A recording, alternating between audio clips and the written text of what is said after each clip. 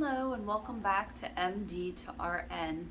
This, I believe, is my 6th video in my journey through nursing school. Of course, as I've said in other videos, this video series was created mostly for a journal for myself, but I've decided to put it on YouTube to share with others as well, so that maybe it could help somebody some of the information. So this video comes after my last video was created in January 12th, and that was my final thoughts after ending semester 1 of nursing school at Valencia College. I don't really have any updates on my opinions on the program. Still to this day, nothing has changed on my opinion, so if you want to know more about that, you can watch some of the earlier videos I made. But in general, I will say that I do not at this point still recommend Valencia College. Not much has changed in my second semester. If you remember from watching my last video, I went from full-time, which is taking 3 classes, down to part-time, which is taking 2. And the classes I had this semester were mental health and reproductive and sexual health. And I had, 2 clinicals for reproductive and sexual health, and I had 1 clinical for mental health. So that was a total of only 3 clinicals, which was a bit sad, but supposedly that's because of COVID and the hospital situation and everything regarding that. Next semester is coming soon. I still have mental health that I'm finishing up here, but next semester will be Adult Health 1, which I believe is like Med Surg, and it will be pediatrics, which I'm very excited for. I loved reproductive and sexual health, and I believe I'll love pediatrics as well. So I don't know what really to expect for how many clinicals. I think I've heard adult health has 6, or they did last semester, but I know summer semesters are shorter, so there might be less clinicals for that. And peds, I think, has 2 clinicals, I believe. We'll see. So that's what I know for now. Have things been more organized? I would have to say no. I would have to say it's the same as the first semester. The only difference is it's different teachers and different class subjects. So the first semester, I feel maybe they put too many really rigorous and difficult classes together. Like they put pharmacology and health assessment and intro to nursing. They put all of them together, and it's really a shock when you first start nursing school. That's my opinion, at least. They probably could mix those around a little bit and have a better experience for the students, I believe. So that's my opinion on that. They are still unorganized or disorganized.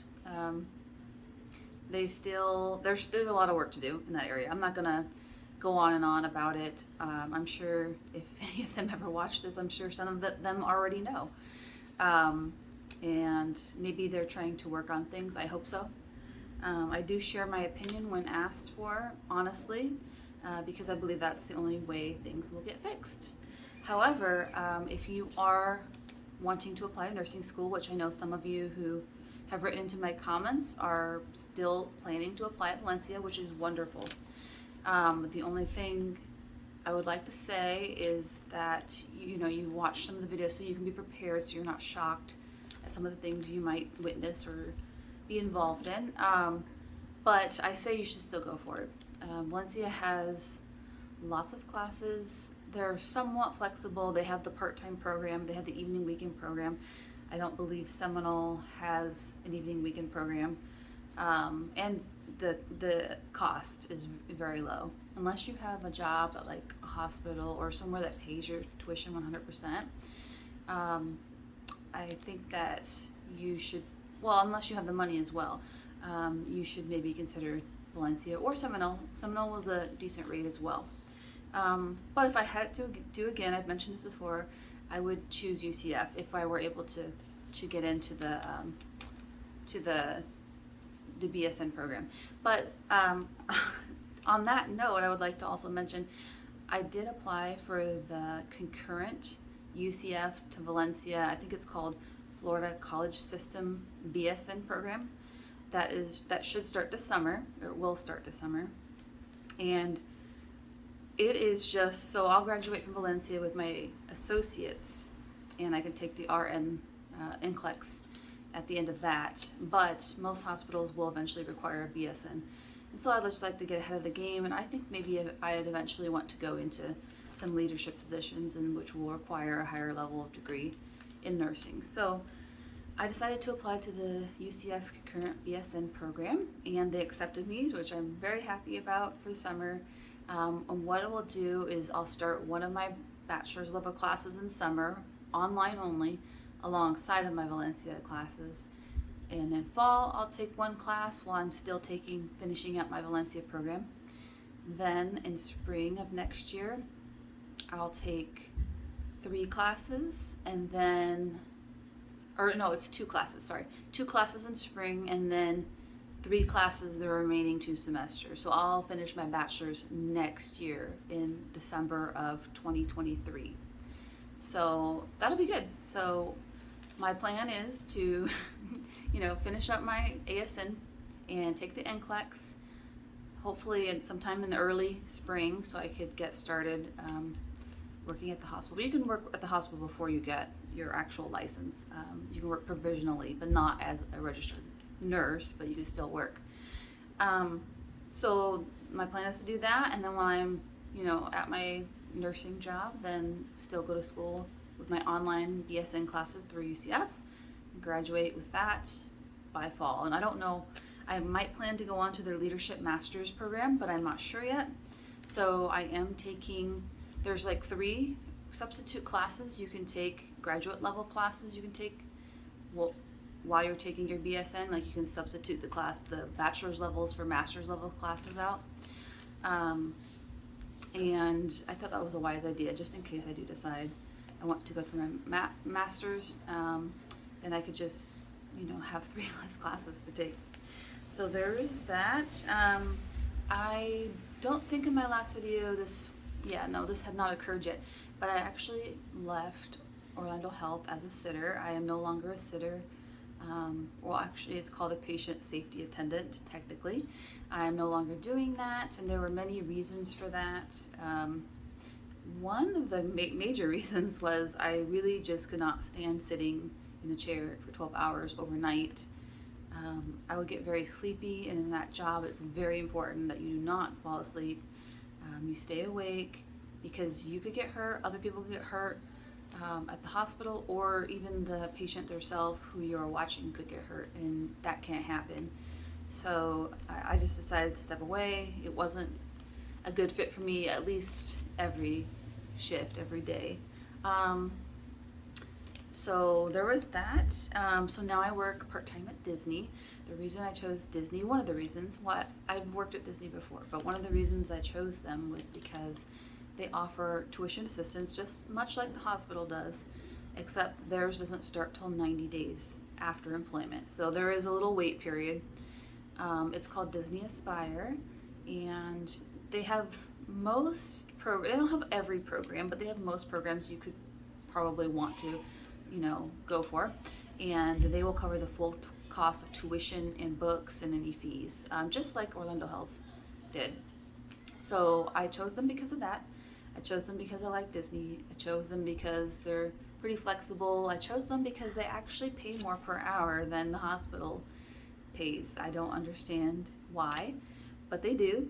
And I work overnight 3 times a week, and I get a shift differential for that, just like when I worked at the hospital overnight. It's a little different, amounts, but still. And I would say it's much less stress. The work I'm doing is important, but it's much less. It's merchandise, so there's not like human lives involved.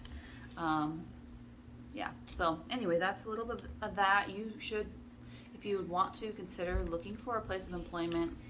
Amazon, I think, offers their employees full tuition. I think Chipotle might. There might be a few others. Just look online. Target, I think, has something. I just happened to choose Disney because I've worked there before. I kind of knew the drill. I'm familiar with them. A good thing about Disney is that you can often give away your shifts. Like, say I have a test on a certain day, you can just easily, not so easily depending on your position, But in a lot of positions, people are looking for more hours, so they're willing to want to take your hours. Or if you want more, there's a lot of people also giving them away. So it's kind of like, both sides of the wheel. So I did have a question that somebody asked, what to expect. I'm reading off a paper. What to expect during the first semester with clinicals, what to bring or not. I thought about making a separate video, but I don't think I want to delve too deep into it because nobody is going to have the answers, even an instructor who is not your teacher, even they will not have the answers, because I say this because it varies per teacher, it varies per semester because of COVID as well. So I could tell you about my experience though, the first semester. I think we might have had a total of 3 clinicals, and that was in intro to nursing, health assessment, and pharmacology did not have clinicals. And most of the time it's kind of like a full day. If I remember, it might have been like 6:30 in the morning until like 4 p.m. So it's a pretty full day. And we went to Orlando Health Central. That's where we did our clinicals. I know that will depend on the semester. It'll depend on what's available. So that won't always stay the same. You might have more clinicals because I believe we're supposed to have more. But due to COVID, there's less. There's a lot of changes, of course, because of COVID. Let's see, what to bring or not bring for the first semester. We were always taught that we must bring our stethoscopes, our alcohol swabs, our pen lights, a pen and a notebook, a small notebook, like the size of this paper actually, small notebook. And you bring your credit card to eat and your cell phone to get a hold of your teacher if you need to. And I think that was it. They'll tell you which uniform to wear. Most of the time you're going to wear your scrub top and your pants, but sometimes they'll make you wear your polo, your community uniform, which is polo and khakis. I don't know, I'm not quite sure why they do that, but that is the way that sometimes works. So that's the answer to that question. I did have clinicals this semester. It was different. We did bring our stethoscopes. We did not need our pen lights. I don't think you could have brought it, but it wasn't necessary. We didn't need their alcohol swabs. And I only went to 3 clinicals this semester. 2 in reproductive health and 1 in mental health. This mental health one, we were not to wear our scrubs, we were to wear our community uniform, which was the polo and khakis. So, you might hear a dog barking outside right now. That's just my neighbors. So, that is the answer to that question. I hope that helped a little. It's really going to depend on your teacher, your semester, your class. That's not a very good answer to the question. So, I don't really have any new information. To sum up this video, I wished I could. I don't know if you have any specific questions, please write them in the comments. But like I said, this is just more of a video for me to document my time getting through nursing school, maybe a little bit after, possibly. I don't like to do a lot of cuts in my videos because I don't have time to make the edits and cuts and get fancy like a lot of YouTubers do. So this video is going to look pretty simple. It might look a little bit, not put together well, but this is what I have. This is what I would like to put out there, because this is really just a journal for me, these videos. Like I said, if you have any questions, and I might be able to answer them, please put them in the comments. If you do have future video ideas, I do listen to them and read them. I don't always have time to film new videos. It actually takes a very long time. I upload these from my phone, and I think the quality's high. I set it kind of high, so maybe I could try lowering the quality, but they take like hours to upload to YouTube. So sometimes the process, it takes a while. So anyway, that's all the new information I have. If you're looking to join the Concurrent program, I would. I do have one thing to add to that, actually. All of my communication so far with UCF has been refreshing compared to Valencia. Emails are responded to very quickly. They're very kind in their emails. That is not the case when I try to reach out to certain people. Not every person. This doesn't apply to every person, every situation. but that is my experience.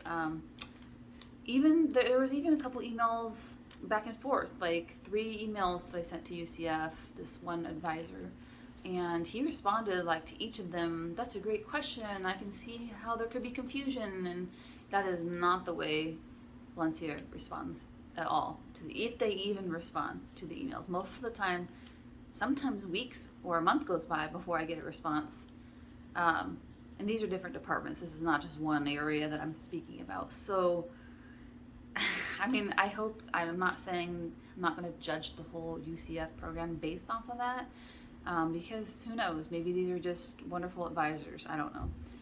But I do know it feels refreshing to feel like a human being and to be treated properly, and to be treated like you're not just some number, you're not just some nobody, you are something, you're somebody. Yeah, that's all I have to say. Like I said, I don't like to harp on one school or versus another, but after all the schooling I've gone through, my other degrees, I feel like I know a lot about different schools and how they work and how they act, and there's a certain degree of, I don't know, so-ness, between how people act, but I have never been treated like I have at Valencia. Yeah, maybe one day I'll choose to go into more detail, but it's just it's not like somebody specifically said something horrible to me. It's more just like we kind of just don't care attitude. And that's not what I was hoping for my program. So I'm continuing with them because, they're good cost, and I've already started. It is very hard to get another school to accept your nursing credits. You oftentimes have to start over. It's just a lot. And I'm a little older. I'm 35, so I don't really have time to mess around too much, in my mind at least, for my goals. So yeah, anyway, that's the last thing I have to say. I would encourage you, if you're able to afford it and you can get in, I would encourage you to apply at UCF. That's my final thoughts. I don't know anything about Seminole really, so I can't speak on any other school. I can only speak on the schools I've contacted. So that's it. That's all I have to say. I hope everybody has a wonderful week. Don't forget to take some time for yourself. If you're feeling something that's not sitting right with you, like that sitter job, the patient safety attendant job just wasn't sitting right with me, and for months I just kept pushing it to go through and stay, which is not all bad, but in the end I knew that job was not gonna work. So I encourage you to also, if you're able to try to find ways to fix things that might weigh on you that you can change. Yeah, that's it. I hope you guys, like I started to say earlier, I hope you guys all have a great week, and I'll see you next time. Bye.